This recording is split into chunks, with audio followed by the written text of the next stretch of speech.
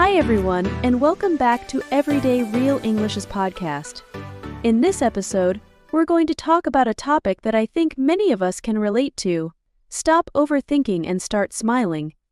I'm your host, Sarah, and today we're going to explore how overthinking can hold us back and simple strategies to bring more joy into our lives. So, grab your favorite drink, get comfortable, and let's have a heart-to-heart chat about how to stop overthinking and start smiling. Alright, let's dive right in. Overthinking is something we all do from time to time.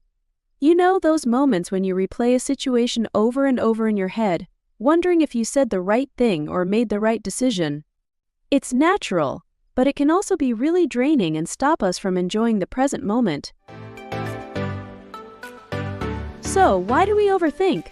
Well, it's often because we want to avoid making mistakes or getting hurt. Our brains are trying to protect us, but sometimes they go a bit overboard. The key is to recognize when you're overthinking and to gently guide yourself back to the present. One technique I love is mindfulness. Just take a few deep breaths and focus on what you're doing right now. It can really help calm your mind. Another great strategy is to challenge your thoughts. Ask yourself, is this really true? Am I making a big deal out of nothing? Often you'll find that your worries aren't as serious as they seem. It's like shining a light on your thoughts and seeing them for what they really are. And don't forget the power of distraction. Sometimes, the best thing you can do is to get up and do something else. Go for a walk, listen to music, or call a friend. Shifting your focus can break the cycle of overthinking and help you see things more clearly when you come back to them. Now, let's talk about why it's so important to stop worrying. Worrying can actually make you look older. Stress and anxiety can cause physical changes in your body, like wrinkles and gray hair. Plus, worrying doesn't solve anything. It's like starting your car in the garage and leaving it running. The car doesn't go anywhere, and all you get is a lot of smoky pollution filling up your home. In the same way, worrying just fills your mind with negative thoughts and doesn't lead to any productive outcomes. And here's a big one: don't be afraid to make mistakes. Seriously, making mistakes is a natural part of the learning process. Even native speakers slip up sometimes. The key is to keep going and learn from those mistakes. Every time you use English, you're getting better, even if it doesn't feel like it right away. Another thing to remember is to set realistic goals. You don't have to become fluent overnight. Start with small, achievable goals, like learning a new word every day or practicing speaking for a few minutes each day. Celebrate your progress, no matter how small it may seem. Each step forward is a victory. And let's not forget the power of a positive mindset. Believe in yourself and your ability to learn. Age is just a number, and it doesn't define what you're capable of. Embrace the journey and enjoy the process. Learning English can open up so many new opportunities and experiences. So, to recap, recognize when you're overthinking and use mindfulness to bring yourself back to the present. Challenge your thoughts, use distractions to break the cycle, and remember to smile and find reasons to laugh. Practice gratitude daily to shift your focus to the positive aspects of life. Alright friends, that's it for today's episode of Everyday Real English. I hope you found these tips helpful and that they bring a little more joy into your life.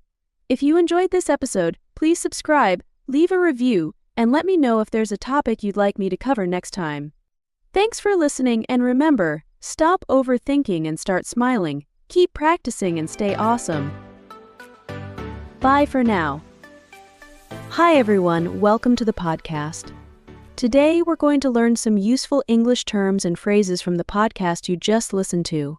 So, let's get started. Alright, the first term we're going to talk about is draining. When something is draining, it means it takes a lot of energy and makes you feel very tired. For example, working long hours every day is really draining, which means that working long hours makes you feel exhausted. Another example is, that intense workout was so draining, "I need to rest," indicating that the workout took a lot of energy and left you feeling tired. You can use draining to describe anything that takes a lot of your energy and leaves you feeling worn out. Next, let's talk about overboard. This phrase means doing something too much or going too far. For instance, if someone is decorating for a party and puts up way too many decorations, you could say, "She went overboard with the decorations." Another example is, "He went overboard with his reaction to the news," which means he reacted too strongly to the news. It's a way to describe when someone does more than what is necessary or appropriate. Now, let's move on to making a big deal out of nothing. This phrase means to treat something small or unimportant as if it were very important. For example, "She's making a big deal out of nothing by worrying so much about a tiny mistake," means she's overly concerned about a minor issue. Another example is, "Don't make a big deal out of nothing. It's just a small scratch on the car," suggesting that the person should not worry too much about a minor problem.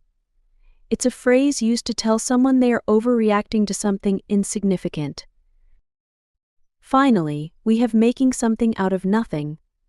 This phrase means to create a problem or issue where there really isn't one. For instance, "He's making something out of nothing by saying there's a huge issue when everything is fine," means he's creating a problem that doesn't actually exist. Another example is, "She made something out of nothing by claiming that the harmless comment was offensive," indicating that she turned an innocent remark into an issue. It's a way to describe when someone invents a problem or exaggerates an insignificant matter. Thanks for listening, and if you like learning English from this podcast, please subscribe to support us in creating more content like this. See you next time.